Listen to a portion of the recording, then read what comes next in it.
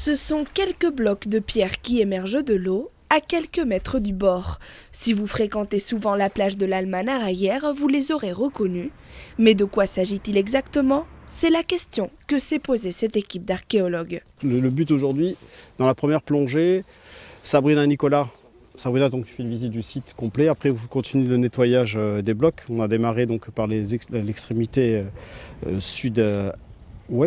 Car nous sommes ici en face du site archéologique d'Olbia et dans la prolongation de l'ancienne cité grecque, c'est un alignement de blocs immergés qui apparaît clairement vu du ciel.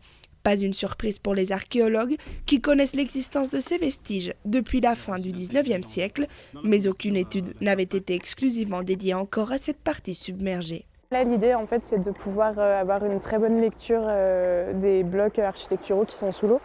Donc, en fait, on les nettoie avec l'aide de truelles et de ciseaux de maçon.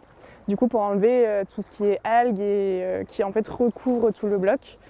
Et grâce à ça, en fait, on a pu se rendre compte qu'il y avait beaucoup de traces de mise en œuvre sur les blocs. Donc, des trous de louve, des agrafes encore en place. Des traces précieuses pour cet architecte, spécialiste en archéologie maritime.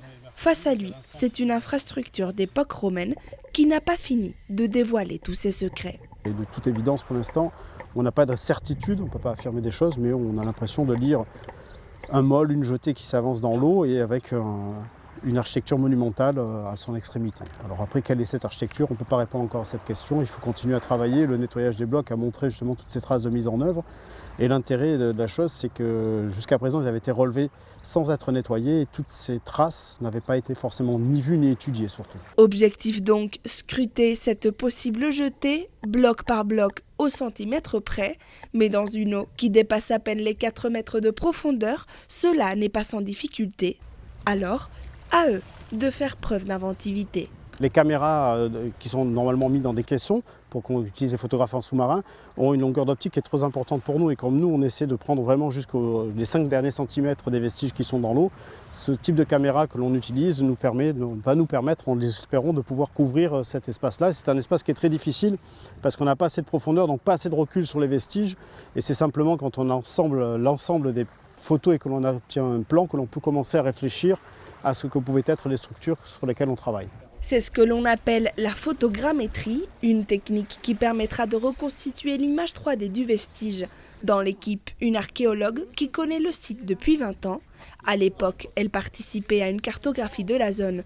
Aujourd'hui, grâce à ces évolutions techniques, c'est d'un autre œil qu'elle redécouvre la cité d'Olbia. Le travail d'enregistrement qui va pouvoir être fait de photogrammétrie, donc avec le photographe Loïc Damelet, ça va pouvoir d'avoir, on va dire, une vision d'ensemble et une couverture, on va dire, photogrammétrique de l'ensemble du site, ce qui n'était pas possible il y a 20 ans, parce qu'on n'était pas capable, on va dire, de faire une photogrammétrie avec aussi peu de recul. C'est un site qui est extrêmement intéressant et qu'il faut complètement mettre en connexion avec le site terrestre d'Olbia et comprendre en fait comment fonctionnait ce site, ce comptoir commercial portuaire.